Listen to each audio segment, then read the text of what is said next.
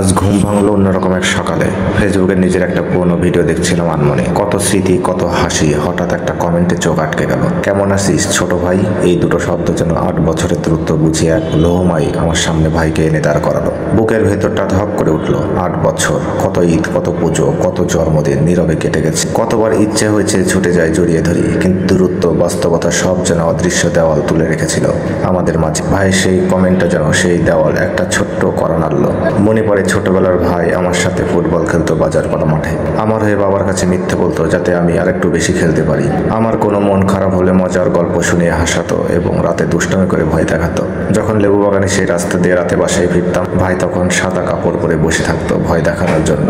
আরো কত যে স্মৃতি আছে বলে শেষ করা যাবে না। কি বলবো, চোখ দিয়ে পানি চলে আসে কথাগুলো বলতে গেলে। ভীষণ ভালোবাসি ভাইকে। আমার বড় ভাই রনি, ওর মনটা অনেক নরম। ওকে অনেক আঘাত দিয়েছি আমিও।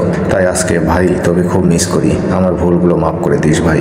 জীবনে আর কয়দিন বাঁচবো জানি না ভাই। জানিস তোর ছোট্ট ভাইটি এখন আর ছোট্ট নেই, সে অনেক বড় হয়েছে, তার পরিবার হয়েছে। এবং ভাই তোর সেই ছোট্ট ভাইয়ের চেহারাতে বয়সের একটা ছাপও চলে আসছে। মাথার চুলগুলো সব সাদা হয়ে যাচ্ছে। খুব মিস করি রনি ভাই তোকে।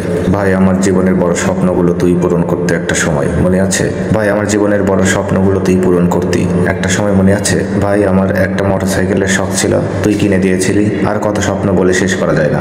বড় হয়ে যখন দূরে পড়তে গেলাম, প্রতি মাসে নিয়ম করে টাকা পাঠাতো আমার হাত খরচের জন্য। আমার পছন্দের খাবার নিজে হাতে রান্না করে নিয়ে আসতো। দেখা করতে এলে তারপর সময়ের স্রোতে আমরা দুজন দুদিকে ভেসে গেলাম। জীবন জীবিকা নানা ব্যস্ততা আমাদের দূরে সরিয়ে দিল। যোগাযোগ ছিল, কিন্তু সেই আগের মতো প্রাণ খোলা আড্ডা, খুনসুটি সব যেন ফিকে হয়ে গেল। আজ ভাইয়ের কমেন্টটা পড়ার পর মনে হলো সেই 8 বছরের দূরত্বটা যেন এক মুহূর্তেই উড়ে গেল। ওর কণ্ঠস্বর যেন আবার শুনতে পেলাম, সেই স্নেহমাখা শাসনের সুর মেশানো। মনে হলো এই তো সেদিনও ভাই আমার পাশে দাঁড়িয়েছিল, আমার সব ইচ্ছার সঙ্গী ছিল। কমেন্টের প্রতিটি শব্দ যেন একটি মুক্ত, কত ভালোবাসা, কত চিন্তা মিশে আছে সেখানে। চোখ ঝাপসা হয়ে এলো। 8 বছর পর ভাইয়ের একটা ছোট্ট কমেন্ট আমার চোখে জল এনে দিল।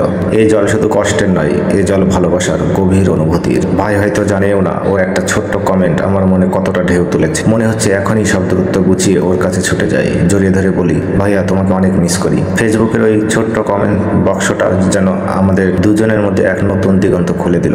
8 বছরের না দেখা, না বলা কথাগুলো যেন আজ উন্মুক্ত হয়ে আছে প্রকাশের জন্য। আশা করি খুব শীঘ্রই আবার আমাদের দেখা হবে। সেই দিনের অপেক্ষায় রইলাম ভাই। অনেক ভালোবাসি তোমাকে। আর হ্যাঁ, ভাইয়ের কোরআন তেলাওয়াতের কথা তো ভোলা যায় না। ওর কণ্ঠে যখন কোরআন মজিদের আয়াত ধ্বনিত হতো, চারপাশের পরিবেশটা শান্ত হয়ে যেত, যেন স্বর্গীয় সুর নেমে আসতো আমাদের ঘরে। ভাইয়ের তেলাওয়াত শুনলে মনটা জুড়িয়ে যেত। এক অপার্থিব শান্তি অনুভব করতাম।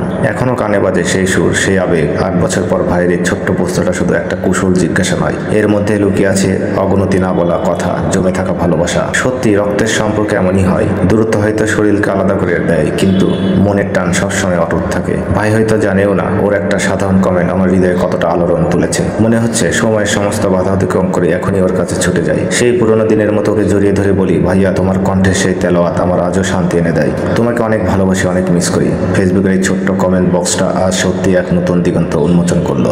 8 বছরের নীরবতা ভেঙে যেন আবার কথা বলার সুযোগ তৈরি হলো। সেই দিনের অপেক্ষায় রইলাম, যেদিন আবার সামনাসামনি বসে ভাইয়ের সেই মিষ্টি কোরআন তেলাওয়াত শুনতে পাবো। সেই দিনের জন্য মন ব্যাকুল হয়ে আছে। ভাই ভালো থাকিস, যেখানেই থাকিস, অনেক মিস করি তোকে।